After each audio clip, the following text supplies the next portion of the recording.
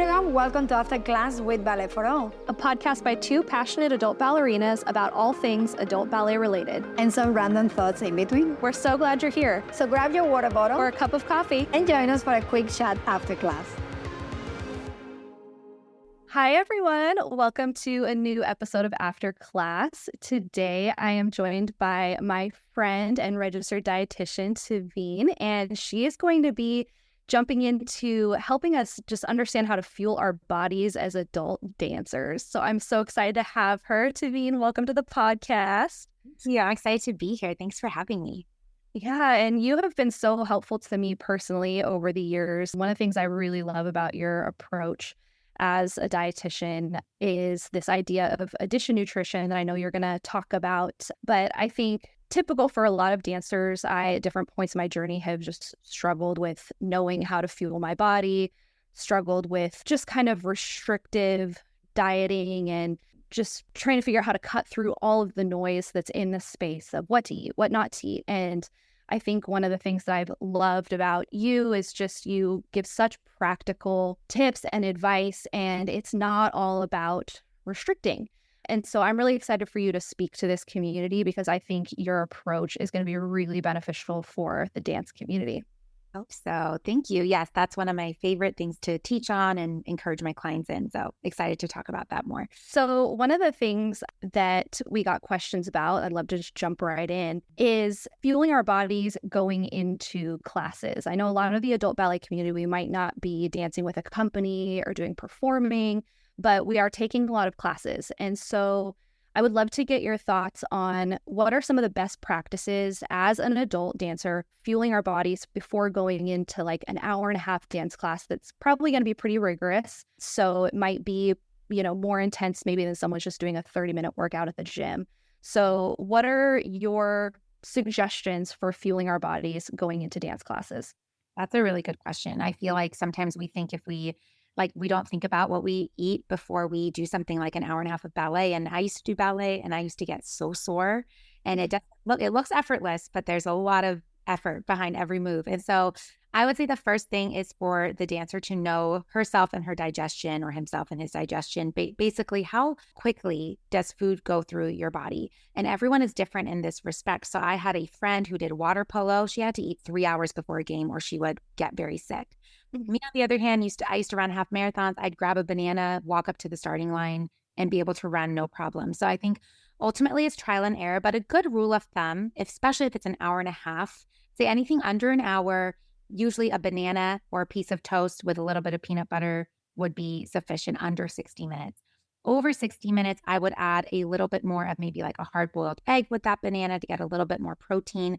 You want to make sure the sugar you're having and this is good, healthy sugar that's going to give you good energy for your dance class, is not going to cause a crash. So you want to make sure that you're having that with some protein, a little bit of fat, and ultimately some fiber. That's why I'm a big fan of fruit as your carbohydrate of choice before a ballet class, because it's quick sugar, but you're also getting good hydration if you're having like an apple or even a handful of grapes.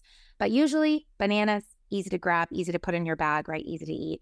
And I would give yourself at least 30 minutes to 60 minutes before a class and test out that time frame so that, you make sure you can use the restroom if you have to after you eat, drink enough water after you eat, before your class, things like that.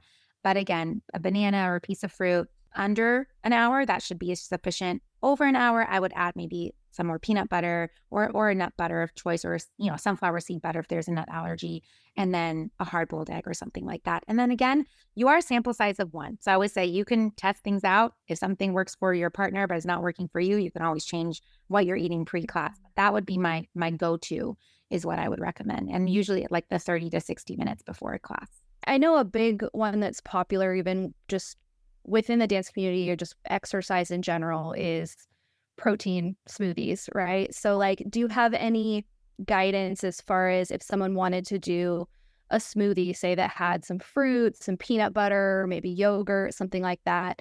What is your thoughts on adding in a protein powder or protein supplement? Are there things that we should be looking for if we want to do that? Is that something that would be generally good?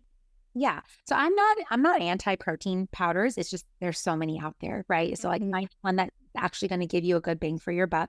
I do think a post-workout shake would be best for those protein powders, just because a lot of them are 20 to 30 grams of protein, which is ideal, especially after an hour and a half of, you know, you're basically using your own body as weight during like a 90-minute dance class, right? So like training in the sense of like body weight training, that's pretty intense. And so I would recommend having a post-workout shake if you're going to do a protein shake. And my rule of thumb is 1 fruit and 1 vegetable in your protein shake. So that a lot of times with these protein shakes, they're just 4, 5, 6 cups of fruit, which I love fruit, but there's a context for everything, right? And so you don't just want to, fill up on the fruit in the shake. You want the protein to be the main star so that you get the benefits of that protein. So I like to do like half of a frozen banana, a handful of spinach. And a nice tip is if you freeze your spinach, it blends a lot nicer. So you're not like drinking leaves of spinach. So when you freeze the spinach and then blend it, it typically will blend very nicely. And then a scoop of protein with a little bit of, milk or yogurt or something like that to make it nice and creamy. But post-workout, I think a protein shake is good. A lot of times it can be hard to get enough protein in. I know this is kind of like a tangent, but protein is very, very important. And so getting some help either from a powder, or I also really like Fairlife protein shakes. I don't know if you've heard of those, but they sell them at Costco. They're pretty cost effective. They have like 20 to 30 grams of protein. And they also have the lactase enzyme added. So if you are lactose intolerant or you have a hard time with lactose, they have the lactase enzyme added to it to help with digestion. So that's a quick, like you can keep it at room temperature. So if the dancer wants something immediately after class and doesn't want to go home and blend up a whole smoothie, that's a great option as well post-workout. Yeah, so it sounds like it's more important to focus on the protein aspect after class. Is that correct? Yeah. That would be like where you want the bulk of your protein. Now, if you are doing that hard-boiled egg before your class, that there's like 7 grams of protein, which is still good. It's still helpful. But that 20 to 30 gram, which seems to be like the magic number when it comes to fueling after an intense workout or an intense dance class, what I would do that after the dance class. That's helpful to know because I think I've tended to think about it as pre-class, like really needing to get that in my body. But that's a lot of protein and it can sometimes be heavy. Exactly. Protein is so great, but it can kind of slow you down and make you a little sluggish. And so what I always like to think of, carbs give us energy. Carbs are great. I think I'm a big fan of carbs, and I think each macronutrient needs to be given its proper like time to shine. And so I always think, when do I need energy? And that's when I need to have my carbs. Not, 5 bowls of pasta type of carbs, but again, just like a 1 serving of carbs pre-dance class with a little bit of protein and fat. So on a smaller scale, like the hard-boiled egg or a tablespoon of nut butter should be sufficient pre-class. And then post-class, you do still want to have the carbs post, but you want to have more of the protein as like the main macronutrient in that post-workout meal. Yeah, and I mean, I guess something that's probably obvious but worth saying is that not all carbs are necessarily created equal. Like having a donut is not going to be the same as having some like whole grain bread. You will definitely not feel the benefits of I like to, and again, I have a very freeing approach when it comes to nutrition, very grace-based, very like, let's make this healthy for your body and your mind. But with all that said, different, like you said, different carbs function differently in our body. So a single ingredient carbohydrate is going to give you a lot more of that nutritional boost versus like a donut, like you said, which is like, deep fried dough. It's delicious, but it's probably going to make you a little sleepy, halfway into that class versus a banana or oats or, that slice of like, I'm a big fan of sourdough, or a slice of bread with a little bit of peanut butter. Those are more like wholesome carbohydrate choices to fuel your body. You're wanting to fuel for this class. And so I think that those are better options probably with the goal in mind, Yeah. One thing that I really have loved about your approach even is I think I've learned a lot in just following you on social media about changing my mindset around food to like, how is this going to make me feel, later on, and really trying to love my body and how I'm feeling it and thinking through the long haul of just like, yeah, donuts are great and they're not, evil, but putting things in my body, they're going to help me feel good for the long term. So can you talk a little bit about your mindset approach when it comes to decisions like that of like donut versus whole grain bread or something like that? Yes. And yes, I could probably talk about this for a little too long, so you can cut it off if I keep going. But the mindset is so important. I mean, you could be eating a meal of chicken, broccoli, and rice and enjoying it and feeling free, Or you could be eating a meal of chicken, broccoli, and rice and like being like, this is disgusting. I want to go eat a cheeseburger and fries. And, it's all about what you're thinking about. And when you shift from how is this food going to affect the way I look or what the scale says to how am I going to feel? And am I eating in a way that's going to help me feel a certain way? That is where freedom is, because that's where you're like, okay, I'm eating this in the freedom that I'm going to feel how I want to feel. I'm going to dance really well. I'm going to perform well. I'm a mom. So I was thinking about like, I'm going to be a more patient mom when I'm fueled versus if I'm running on coffee and sugar, right? And so I think a lot of it has to do with how is this going to make me feel? First of all, knowing how you want to feel, right? How do you want to feel throughout the day? I'm very big on let's stop focusing on what we don't want and let's stop focusing on how do we want our day to go? How do you want your dance class to go? How do you want your workout to go? And then what do I need to eat to get there? It's a little more unemotional, right? Way of looking at food. And I do think food can be emotional. We celebrate with cake. We take our kids out for ice cream, all of that type of stuff. But most of the time, I always think, what are you doing most of the time versus what are you doing every day? And most of the time you're focusing on, okay, I need to eat this fuel so I can go live my life between my meals, right? Food doesn't have to dictate our day. Our life is meant to be lived. You eat your meal and then you go dance, right? You go live your life. You go to the park, you go to work. And so I think taking that mindset approach of there is freedom to say yes to certain foods, and then there is freedom to say no to certain foods.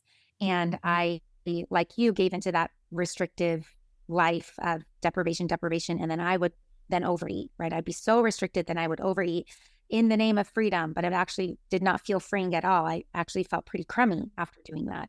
And so being comfortable with living in that middle ground of maybe you say yes to a donut on a Saturday morning with your spouse going out for coffee, but saying yes to a donut at 4 p.m. before a ballet class might not give you the results you want from that ballet class. So again, I would say there's a difference between enjoying ice cream with my kids or eating ice cream at 11 p.m. in the kitchen by myself out of stress. So looking at the context of how you're eating, why you're eating what you're eating, and really also ultimately taking the approach of food is meant to nourish us. And we're called to steward our bodies, right? So I don't know if you have many moms who listen to this, but I love to take like the parenting approach of if my kid wants a donut, I could say yes, or I could say, you know what, that's probably going to give you a tummy ache. We're about to have dinner. Let's hold off. It's not shame-based. It's not, oh, you're so bad for wanting a donut. Why do you want it? Why do you want 3 donuts? Like how terrible. We wouldn't talk to our kids like that, right? We would say, I know you want 3 cake pops or 3 donuts, but that's probably not going to make you feel great. Let's save it for X day, or let's have one and then go do something else. Talk to yourself like you would a child, because you'll be a lot kinder to yourself in that respect versus the shame approach around food. So, but hopefully that kind of gives a glimpse of like how I coach through mindset first, ultimately, and that healthy mindset will feed into feeding your body well. So good. And it is way more freeing than just the like, no, don't eat that, don't eat that, don't eat that. And I think that's something that is very prevalent in ballet culture in general. And I think when you get in that mindset, it's really easy to get to a point where you just feel so limited and restricted that you're just want to throw in the towel and you're just like, forget it. Like, it's not even worth trying because I just can't eat anything. And, I think in ballet, there's just so many different components of the stereotypes of the size you need to be and, all these different things that we're kind of fighting against. And I think having an approach that is shifting the focus from what you can't have to what is going to make you feel good is such a great shift for dancers. And it will really, I think, carry you through the long haul of having a healthy lifestyle versus having these swings where you're kind of on a healthy kick for a while and then you quote unquote, fall off the wagon and you're just like going crazy, and that cycle is not fun at all. It's not. It's actually will break down your confidence a lot of the times. And when you can't trust yourself to stick to something, and most of the times, like you said, the things we try to stick to are not sustainable. So you're not the problem. It's these diets that we keep choosing, that we keep thinking, oh, this is it. This is the thing that's going to heal my relationship with food. But ultimately, nothing will work unless we address how we're thinking. And that's what I love about addition nutrition. Hopefully it's okay to touch on that. Yeah, please do. What I did the first time I did this was I remember I was in a really bad place with food. And I thought, instead of focusing on everything I can't have, I pulled out a sheet of paper. I literally did this. I pulled out a sheet of paper, I took pencil out, and I made a list of all of the healthy foods, nourishing whole foods grown from the ground, all of that I, quote, could have. that I can have versus I can't have this, I can't have chocolate, I can't have chips, I can't have blah, blah, blah. And I made this whole list of all the vegetables, all the fruits, all the nuts, all the proteins, all the seeds, every possible nourishing food. And I looked at the list and I was like, oh my gosh, there's so much. There's so much that I actually enjoy that's healthy for me instead of focusing on this list of no's. And then when I made most of my weekly meals, those list of that addition nutrition list and focused on, okay, I can have pizza, but can I add a salad to this pizza? I can have fries, but can I have like a lettuce wrap burger maybe instead of a bun and fries? And, again, based on how you want to feel, based on what your particular goals are, my husband loves, Chinese takeout. I'm like, okay, can I have chow mein or rice versus both together and the meats and, all that stuff. And then add a bunch of steamed broccoli to that. Like I was adding vegetables, I was adding, protein. I focused on scanning for what I could add to my day instead of this like deprivation mentality, which was, oh my gosh, the most freeing thing in the world to be like, okay, I can add more.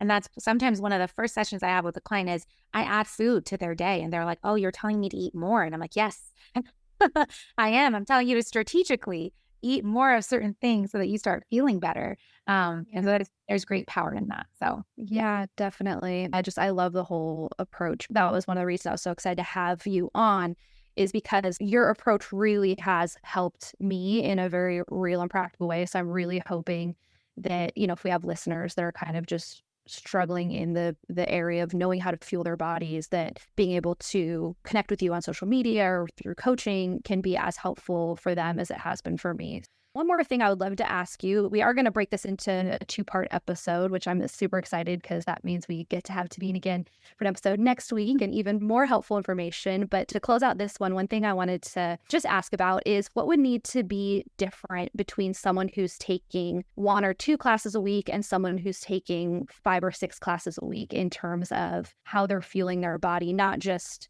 right before class or right after class, but during the week. Really good question, because I think when you're in that 5 to 6 hour to hour and a half class range, your lifestyle is one of like an athlete, essentially, right? I think the 1 to 2 classes are great, but it's like maybe more of a hobby or maybe more for fun.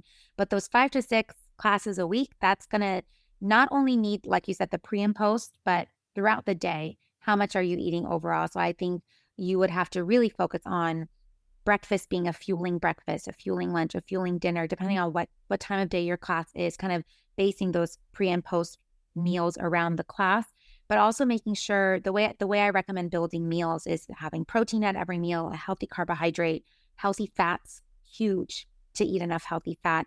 But for hormones, as an athletic, I don't know, I'm assuming a lot of females listen to this podcast, but maybe some men too. But, especially for female hormones, having healthy fats as an athlete is crucial.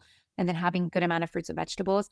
I think it's just going to take a little more intention for optimal performance. You're really going to have to think about, how am I fueling to show up well for these classes? What's the point of taking 5 to 6 classes if you have fatigue and low energy and can't perform? So I think really intentionally having that protein. So maybe definitely adding that protein shake or supplement to your day as an athlete.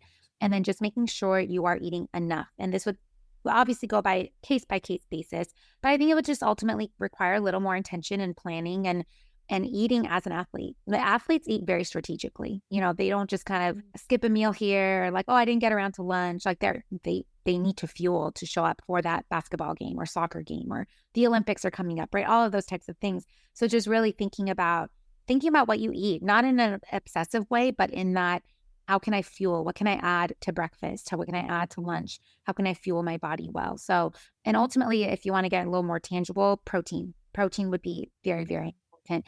A lot of women undereat protein. I'm not saying have, 200 grams a day, but anywhere between 80 to 120, depending on your goals and your weight and all of those things. Nutrition is very individual, but making sure you're getting enough protein will be key for that 5 to 6 class individual. Yeah. And I definitely have experienced that. Like I went through a season where I was just chronically under fueling, and then more recently I've been being really strategic about protein, specifically like you're talking about, upping my protein, and the way I feel is so different. I actually it's so funny because it's like something that it's like, well, yes, of course, but I kind of couldn't believe it. I was like, wow, I actually really do have more energy, and I really do feel better for the duration of the class. Because I think one of the things I was experiencing is, I could do the first half of the class with a good amount of energy, and then I just didn't have enough to sustain, through a whole class. And the more I was eating protein just throughout the week, not necessarily just fueling for one class, but I am more in the category of taking 5 to 6 classes a week. So I have to think about my protein every day, essentially. And so when I made that adjustment, noticeable difference in how I feel. So it's so underrated. And I like to think of it as like, especially as a ballerina or as someone who your body is your instrument to do your job, right? So you kind of have to take a little bit of that extra thought. And protein is not something that we gravitate towards. I always think like when I'm hungry, I'm not like, let me have some chicken. It's like, let me have a piece of bread. Let me have crackers. Let me have even a piece of fruit, So to intentionally add protein, you've already noticed a difference. That's huge. So you're not hitting that wall. Protein has this like satisfying effect. So like you said, like able to sustain your energy, protein will sustain you through that hour and a half class. So that's really cool that you've already noticed like a difference in how you feel. So yeah, makes you want to totally. And that's so true, is when you start to notice how much better you feel, it really makes it easier to continue down that path. I think the getting started is kind of the hardest part, because you're like, is it really going to make that big of a difference? And then once you notice the difference, you're like, oh, this is worth doing. And again, I'm not saying it's eat like I've been through a slump recently where I don't really feel like eating eggs in the morning. I don't want to have a protein shake. I don't want to, but when you do, you're like, this is why I need to. And it has so many benefits, mental health benefits, energy, all of those types of things. So definitely a big fan of protein. Yeah, well, we are so excited to have you back next week for another episode. But before we close out, where can our listeners connect with you? I am most active on Instagram, and I do have my own podcast. So on Instagram, my handle is tveenverano.rd. And then I also have a podcast called Nourishing Nuggets. So they're like 7 to 15-minute episodes, just little nuggets, to nourish your body, mind, and soul. That's like my tagline. So those are the 2 places that I'm the most active, I would say. I will definitely, I'll put all that information in the show notes too, so that you guys can easily find her and connect with her. Thank you so much, Tveen, for doing this episode with us. I think this is going to be super helpful for our listeners. So thank you. Of course. Thank you. Thank you for listening to After Class with Ballet for All. Join the community on YouTube and Instagram, or come dance with us, our weekly Zoom classes for adult ballerinas like you. Links included in the episode description. Special thank you to our sponsors. See you next time after class. Podcast produced by Mission Bridge Media.